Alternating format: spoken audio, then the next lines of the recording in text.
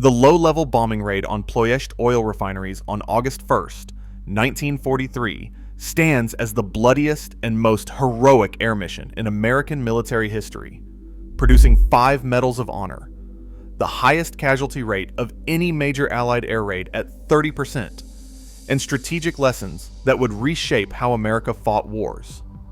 177 B-24 Liberators launched from Libya on a 2,400-mile round trip to destroy Romanian refineries, producing 60% of German petroleum, flying at 200 feet through flames, balloon cables, and 237 anti-aircraft batteries. The result? 310 airmen killed, 53 aircraft lost, refineries repaired within weeks. Yet the mission demonstrated both extraordinary courage and the fatal flaw of single-strike strategic bombing. This operation became the crucible that forged understanding. Industrial targets cannot be destroyed by spectacular one-time raids, no matter how brave. The 1944 sustained bombing campaign that finally devastated Ploiești existed because tidal wave failed so expensively, teaching commanders what 532 casualties and burning B-24s could not be learned any other way. Romanian oil represented Hitler's jugular vein.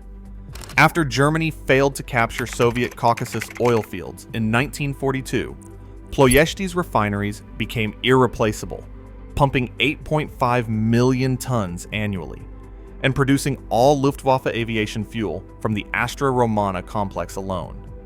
Churchill called it the taproot of German might, and believed destroying these refineries would deliver a knockout blow, shortening the war by 6 months.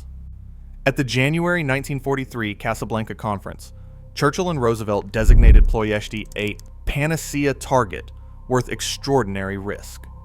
Colonel Jacob Smart designed an audacious solution to an impossible problem.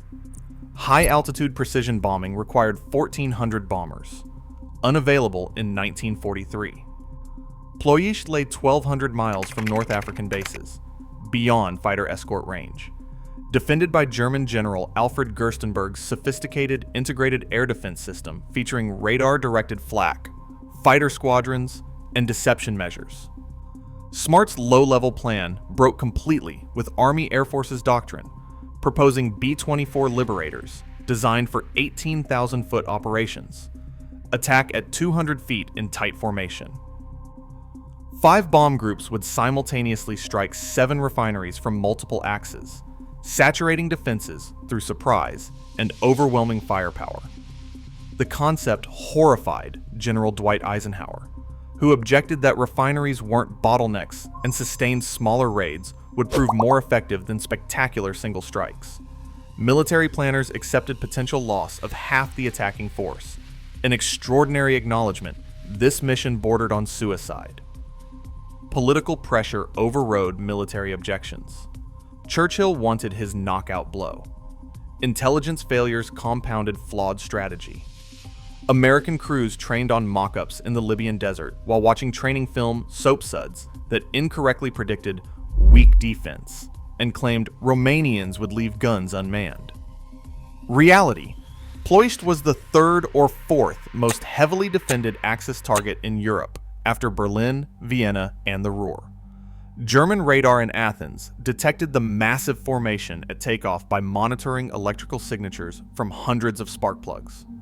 Radio intercepts confirmed a large bomber force departed Benghazi hours before B-24s reached Romania.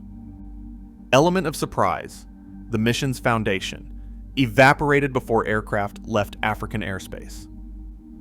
Through June and July 1943, 5 bomb groups trained relentlessly around Benghazi. The 376th Liberators and 98th Pyramiders from 9th Air Force flew desert sand, camouflaged B-24s, weathered by Mediterranean combat.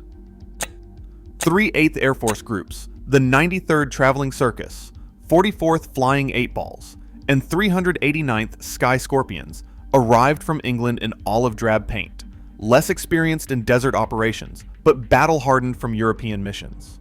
Crews practiced treetop altitude attacks over mock refineries constructed from desert sand and burlap. Detailed sand table models replicated every smokestack and cracking tower at 7 target complexes, Each group received specific assignments. The 376th would attack White 1, Romano Americana. The 93rd tackled White 2 and White 3, Concordia Vega and Unaria. The 98th targeted the crown jewel White 4, Astra Romana, 10 installations producing all Luftwaffe aviation fuel. The 44th split between White 5 Columbia Aquila and Blue Target, Creditul Miniere at Brazi. The 389th would approach separately from the north to strike Red Target, Steaua Romana at Câmpina. Aircraft modifications transformed long-range bombers into flying fuel tanks. Bomb bay tanks increased capacity to 3,100 gallons, extending range to 2,400 miles, but making aircraft dangerously vulnerable. Non-self-sealing tanks leaked gasoline vapor at the slightest damage. Norden bomb sites designed for high altitude were removed and replaced with low-level aimers. Ball turret gunners stayed behind to save weight. Lead B-24s received pilot-controlled forward-firing 50 caliber guns for ground suppression. The men preparing for this mission ranged from desert veterans to young pilots on their 5th mission. Colonel John R. Killer Kane commanded the 98th, earning his nickname from German intelligence after 43 aggressive shipping attacks in the Mediterranean. He'd survived the Immortal 10 tragedy at Baylor University in 1927 when a bus train collision killed 10 teammates. Colonel Leon W. Johnson, West Point class of 1926 with a master's degree in meteorology from Caltech, led the 44th with diplomatic grace and sensitivity unusual among bomber commanders. Lieutenant Colonel Addison E. Baker, Chicago-born and slightly rebellious, took command of the 93rd in May 1943 after rising from enlisted ranks in 1929. His co-pilot would be Major John L. Jerstad, who had already completed more than his required 25 mission tour and volunteered for Ploiești, believing his experience would save lives. And there was Second Lieutenant Lloyd Herbert, Pete Hughes, 22 years old, from Alexandria, Louisiana, a Texas A&M petroleum engineering student who enlisted January 1942. Hughes would fly his 5th combat mission as pilot of Ol Kickapoo in the 389th Bomb Group, the newest and least experienced unit. 4 days before his mission, he would celebrate his 22nd birthday. August 1st, 1943 dawned clear over Benghazi. Briefings complete. Crews understood the stakes. Navigator James McLean later recalled, "We were all wondering whether we would be among those who would return, and no one cared to discuss it. It was like waiting for the dentist to call you in to have a tooth filled." Pre-dawn darkness transformed into chaos as 178 B-24 Liberators attempted takeoff in dust storms kicked up by hundreds of engines and propellers.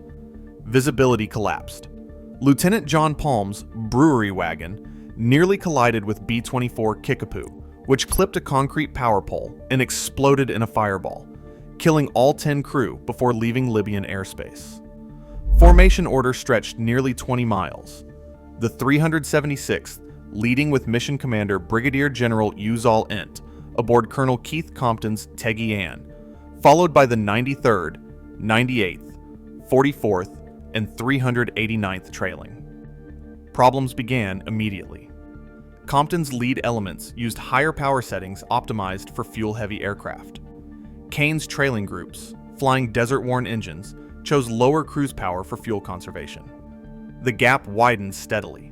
Within hours, trailing groups fell 20 minutes behind visual contact. Over Albania, the formation entered clouds.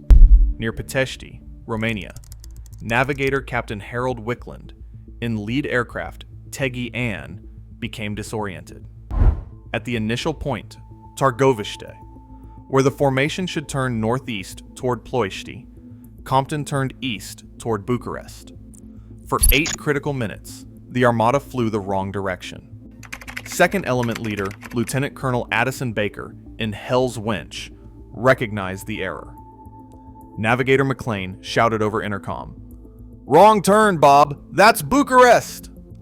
Baker faced an impossible choice.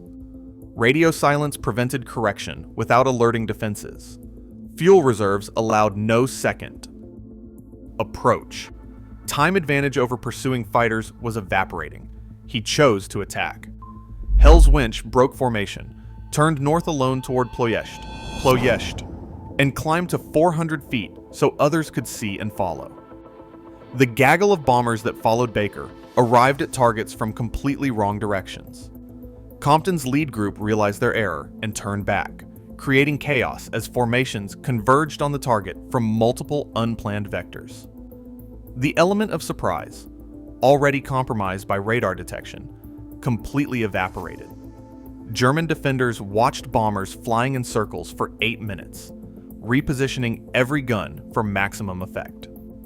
What happened next at White 2 and White 3 targets has no parallel in military aviation history. Hell's Winch took a direct flak hit to the nose, killing the bombardier and wounding navigator McLean. Fragments severed wing fuel lines. Gasoline streamed behind the aircraft in a visible vapor trail. Baker maintained formation lead despite flames spreading from the wing fuel fire. At 200 feet altitude, bailout was impossible. Baker and Jerstad could have salvaged the aircraft by climbing and turning away. They maintained course, speed, and altitude, so following aircraft could track them to the target through smoke and chaos. Hell's Winch led the formation directly over the Concordia Vega refinery, released bombs, and maintained level flight until all following B-24s completed their runs. Witnesses reported the aircraft completely engulfed in flames as it passed the target. Moments after the last bomber cleared, Hell's Winch nosed over and exploded. Both Baker and Jerstad received posthumous medals of honor. All 10 crew members perished. When Kane's 98th Bomb Group finally arrived at Astra, Română, the crown jewel producing all Luftwaffe aviation fuel, they found the refinery already burning from earlier passes, creating a smoke column rising 6,000 feet. Kane maintained the attack anyway. His formation entered smoke so dense at 200 feet that pilots flew instruments in total blackness, emerging seconds later. Directly over the target complex, with walls of flame erupting from shattered tanks on both sides. Aircraft emerged with paint blistered, control surfaces damaged, and hundreds of flak holes. Second Lieutenant Pete Hughes, 22 years old, on his 5th mission, approached the inferno in Old Kickapoo. Before reaching the target, Hughes's aircraft took a flak hit that ruptured the right wing fuel tanks. Gasoline streamed behind his B-24 in a 100-foot vapor trail. The crew urged him to abort. Every second of delay increased the fire risk. Hughes maintained formation position and pressed the attack. Approaching the burning refineries, his aircraft flew directly through flames and explosion fireballs. The fuel vapor ignited. The entire right wing burst into fire. Hughes held course. He released bombs directly on target. Only then did he attempt to gain altitude for the crew to bail out. At 400 feet, the wing failed.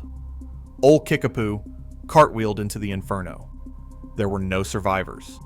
Hughes received a posthumous Medal of Honor. Colonel Leon Johnson's 44th Bomb Group faced perhaps the most hellish run. His 16 aircraft entered a valley between burning refineries and walls of flame on both sides. Witnesses described it as flying through a tunnel of fire. Smoke created instrument conditions at 50 feet. Aircraft emerged with grass stains on their antenna wires, having literally flown through the flames, brushing treetops. 11 of the 16 aircraft emerged. Johnson received the Medal of Honor for leading his group through conditions no sane person would willingly enter. The iconic photograph of the Sandman emerging from Ploiești's flames, taken by a waist gunner in a trailing aircraft, captured the mission's essence. A B-24 silhouetted against an explosion fireball rising behind it. The aircraft visibly trailing damage, pressed onward by duty stronger than the survival instinct. That photograph became the symbol of tidal wave. The homebound flight lasted over 8 hours. Some aircraft limped home on 3 engines, 2 engines, even 1 engine. Others ditched in the Mediterranean. Many crashed in Turkey attempting emergency landings. Some crews bailed out over Yugoslavia and were sheltered by the resistance. Others became German prisoners. Final count: 53 aircraft lost, 310 men killed, 133 captured, 30% casualty rate, the highest of any major Allied air raid of World War II, 5 Medals of Honor, 56 Distinguished Service Crosses. Initial assessment claimed 40 to 60% production loss.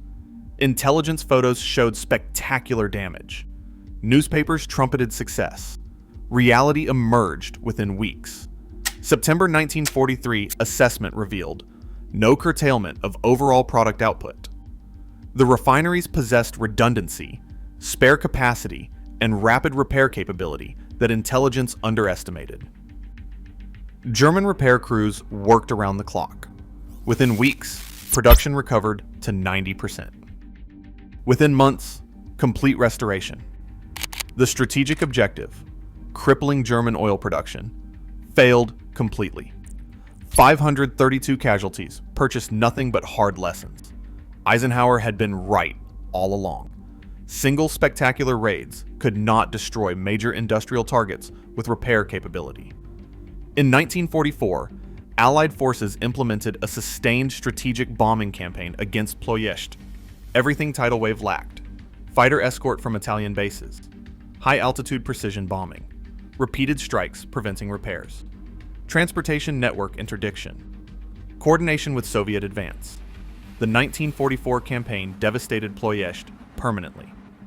By August 1944, production collapsed. By Soviet occupation, refineries lay in ruins. But that success came because tidal wave taught what didn't work, taught it at a catastrophic price. Tidal wave validated every objection Eisenhower raised. The Allies never again attempted low-altitude assault on heavily defended targets with heavy bombers. The doctrine died with 310 men over Ploiești. The lessons became the foundation of strategic bombing doctrine. Sustained campaigns, not single raids. Fighter escort, not unprotected penetration. High-altitude bombing, not suicidal low-level runs. Multiple strikes preventing repair. Intelligence accuracy about defenses. Target systems, not individual facilities. Every lesson written in burning B-24s. Operation Tidal Wave. Teaches through contradiction. It represents both the apex of aerial courage, 5 Medals of Honor, 56 Distinguished Service Crosses, and the nadir of strategic planning that sent 177 bombers on a mission intelligence failures doomed before takeoff. The wrong turn at Târgoviște merely accelerated disaster already unfolding from flawed single-strike doctrine, underestimated defenses, impossible low-altitude formation flying, and lack of follow-up capability. Yet those 532 casualties purchased knowledge no peacetime analysis could provide. The 1944 sustained bombing campaign that finally devastated Ploiești existed because tidal wave demonstrated what didn't work at catastrophic cost. The mission's enduring power lies in its human dimension. Baker and Jerstad maintaining formation lead while burning alive. Hughes at 22 choosing mission over survival while fuel streamed behind his aircraft. Kane pressing attack through smoke, requiring instrument flying at 50 feet. Johnson's 16 aircraft entering flames, 11 emerging. The 310 who never returned, many still unidentified, families still mourning 81 years later. The survivors who landed after 16 hours with 365 bullet holes and grass-stained antenna wires. Colonel Kane's epitaph captures what transcends tactical failure. To you who fly on forever, I send that part of me which cannot be separated, and is bound to you for all time. Tidal wave stands not as triumph of strategy, but monument to warriors who flew into hell at 200 feet because duty demanded it, demonstrating courage that shames any equation of cost versus benefit. The refineries were rebuilt within weeks. The example of valor endures beyond measurement.